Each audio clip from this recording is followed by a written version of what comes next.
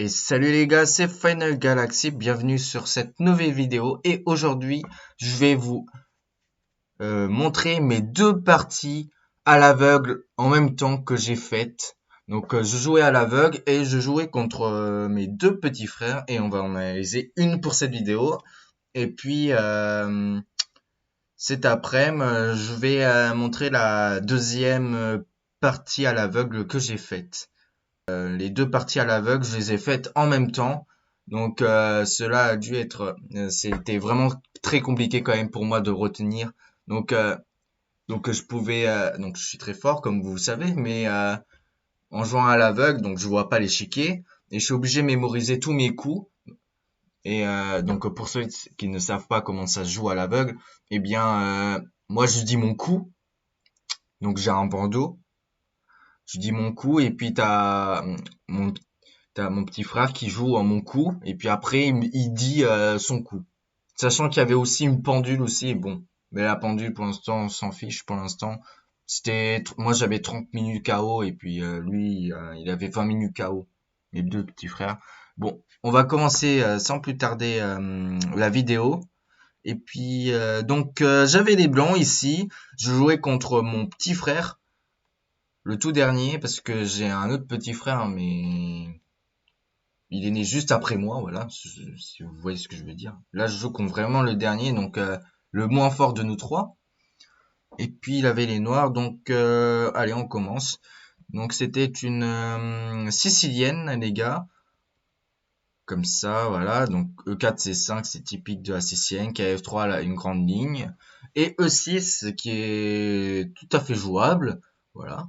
Donc, D4, prise, prise. Cavalier F6. Ok, donc jusqu'à là, c'est bon. Et puis là, il a joué fou B4. Bon, une ligne moins connue. Mais après, il faut quand même savoir jouer avec ce qu'il faut jouer avec les blancs. Ici, fou B4, c'est quand même imprécis. Ici, E5, KD5, fou D2, c'est vraiment assez théorique. C'est très dur. Bon, KD prend C3, B prend C3. Bon, il connaissait quand même mon petit frère, donc voilà, il savait quand même se défendre sur ça, voilà. Fou E7. Dame G4, voilà le super coup ici. Donc on a doublé nos pions, certes, mais on a notre dame hyper actif. Et puis le problème en général de petit roc, même si c'est peut-être le coup théorique ici à fou H6. Et puis il est obligé de donner sa qualité parce que sinon il y a mat en G7, du coup G6 et puis il faut prendre F8, voilà. Donc le meilleur coup de l'ordinateur c'est roi F8, à peu près. Bon il a joué roi F8, voilà.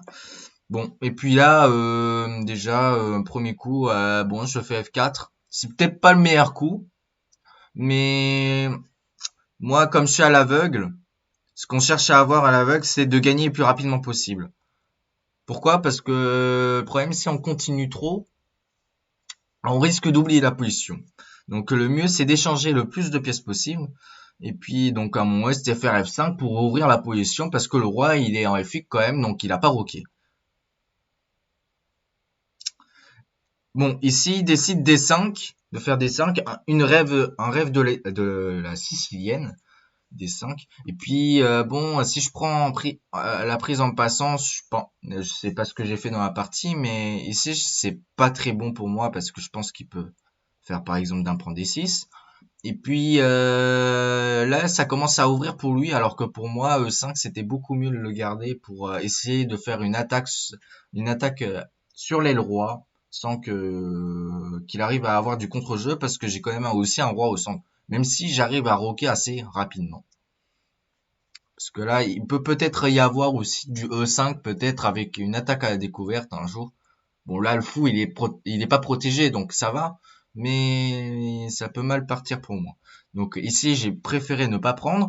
Ici, j'ai fait fou D3, donc je développe mon fou sagement, et puis mon fou, il m'aide aussi à pousser mon pion à F5. Et puis il fait G6, ok, donc ça peut être une très bonne idée, G6, parce que ça empêche aussi l'idée de F5. Mais après, l'un des défauts de G6, c'est qu'il me laisse des trous en H6. Oups, pas de cette couleur, on va mettre plutôt jaune, plutôt comme ça, voilà. Bah ici, comme vous pouvez le voir ici, eh bien, c'est pas super foufou pour mon petit frère parce qu'il y a quand même les cases noires. Bon, mais tant que ce fou-là, il reste ici, c'est bon. Pour l'instant, il n'y a rien à s'inquiéter et surtout que mon fou en D2, il n'arrive pas vraiment à attaquer pour l'instant. Donc, bon, ici je fais petit rock, je me développe, je mets mon roi en sécurité. Et là, ici, FF5, je pense que c'est quand même imprécis ici. Pourquoi? En fait, mon petit frère, il a dit qu'il voulait absolument empêcher F5, mais j'avais pas encore réelle menace encore sur F5, et donc pourquoi se précipiter? Donc ici, je pense que pouvait se développer. Bon, bien sûr, ici, il est moins bien. Je dis pas le contraire, mais ici, il aurait pu se développer, par exemple, comme K avait C6 pour essayer de mettre la pression sur le cahier D4 et puis peut-être un jour de faire Dame B6 et fou C5 pour clouer le cavalier et mettre une grosse pression sur D4. Bon, c'est pas ce qu'il a fait. Il a fait F5. Donc ici, bien sûr, si je prenne, parce que là, je voulais pas trop bouger la dame, parce que sinon on enferme la position et puis c'est ce qu'il a envie. Parce que comme ça, le roi, il est en sécurité pour lui. Donc, bien sûr, j'ai pris. Il a pris en F6. Et bien sûr, bon, sur E5, je pense que vous l'avez vu. Je vous laisse chercher un peu. Et puis, je vais tout de suite vous montrer le coup ici, pourquoi ça ne marche pas. Ici, il y a F prend E7 échec. Intermédiaire. J'attaque le roi, donc il peut pas me prendre la dame. Voilà. Donc, bien sûr, il n'a pas fait E5. Il a fait fou prend F6. Donc, il a repris. Et puis, comme je vous l'ai dit, j'étais à l'aveugle. Ici, ce qui me préoccupait, là, ici, c'était la poussée E5 pour lui, qui était assez embêtante. Du coup, j'ai fait Dame F3. Mais, j'ai pas remarqué ici que je pouvais prendre le pion E6. Le pion E6, en fait, il était en l'air. J'ai complètement pas vu. Je pense que c'était le seul coup que j'avais manqué à la partie. Sinon, tout était bien pour moi. Parce que là, mon adversaire est obligé de prendre, puis je prends, puis après j'ai la poussée très forte F5 qui va tout ouvrir la position sur le roi. Donc bon, j'ai fait Dame F3. Pourquoi? En fait, déjà ça m'enlève de la diagonale du fou, mais aussi je voulais faire aussi F4 un jour, G4 pardon, pour faire F5, pour que le pion G4 il m'aide à faire F5. Voilà. Donc Dame F3 c'est pas stupide en soi, mais voilà. Bon, il a fait roi G7, donc il veut mettre un peu son roi en sécurité et laisser la tour extractif, parce que bon, la tour en H8, il fait pas grand-chose. G4, je continue mon plan. Tour F8, il fait son plan aussi, parce que bon, la tour en H8, sinon il faisait rien. Et là, je fais Dame H3. Pourquoi je fais Dame H3 ici? C'est pour faire G5 ici, pour avoir l'idée à mon nez de Dame H6 et puis rentrer un peu et puis même peut-être un jour un petit sacrifice en G6. Voilà. Bon, ici, ce qu'il a fait, c'est qu'il s'est dit, bon, comme mon grand frère, il va faire G5, je vais faire fou prendre D4, comme ça, je perds pas de temps. Bon. C'est pas mauvais, c'est bien pensé, mais malheureusement, non, fou prendre D4, c'est pas très bon. Parce que ici, déjà, premièrement, on me donne le super fou qui protège bien son roi. Mais en plus, il me dédouble les pions. Donc, pour lui, c'est pas une bonne affaire pour lui. Bon. C'est ce qu'il a fait dans la partie. Et surtout, la raison principale pour qu'il a fait ça, c'était en fait Dame F6 en fait. Il voulait absolument mettre sa Dame à F6. Et donc il met une nouvelle pression encore sur D4. Bon, ici, ce que j'ai fait, je n'ai pas protégé le pion D4. Et ici, je vous laisse réfléchir. Donc, moi, je vais vous montrer tout de suite la solution de ce que j'ai joué. Mais pour ceux qui veulent réfléchir, mettez sur pause. Bon, ici, j'ai fait G5 ici. Pour attaquer la dame, et je voulais continuer mon plan avec dame h6. Pourquoi j'ai fait G5? Eh bien, vous le verrez tout de suite après. Bon, ici, il a fait dame prendre D4 parce que bon, il n'y avait pas d'autre choix parce que sinon, il était juste mal. Bon, il a fait dame prendre D4. Et ici, j'ai fait faux 3 qui était très bon aussi. Donc, j'attaque la dame. Et puis, il fait dame A4 qui est très mauvais, malheureusement, ici. Pourquoi? Eh bien ici, bah, je vous laisse réfléchir encore. Mettez sur pause pour ceux qui veulent réfléchir. Et puis moi, je vais passer tout de suite à la solution que j'ai fait dans la partie. Ici, ah non, j'ai pas tout de suite fait dame h6. Donc le meilleur coup ici, c'était dame h6 échec que je n'ai pas fait tout de suite. Mais ici, j'ai fait c3. Pourquoi j'ai fait c3? En fait, je voulais absolument mettre mon fou en d4. Ici. Bon, qui est vraiment pas mauvais parce qu'on est toujours gagnant. Mais ici, il y avait dame h6 qui s'avère plus fort avec roi g8. Et puis le magnifique coup de sacrifice, fou prend g6. Un peu obligé quand même de faire h prend g6 parce que sinon, bah, il est juste mal. Puis dame prend, et puis là, on est juste trop bien dans la position. Dame h6, roi g8. Et puis g6. Puis il est obligé de revenir avec sa dame en d7. Et puis là, il y avait fou d4 que je n'avais pas vu. J'avais vu cette variante, mais j'ai pas vu fou d4 à la fin. C'est pour ça que je voulais faire c3 en fait, pour faire fou d4. Et pourquoi j'ai fait c3 ici? Je me suis dit qu'à tous les coups, il va me faire k c6 pour m'empêcher fou d4. C'est ce qu'il a fait dans la partie. Et puis comme ça, au bout de la variante, il pourra plus faire dame d7. Donc ici, j'ai continué avec dame h6, roi g8, fou prend. Voilà, comme ça. Et g6, voilà.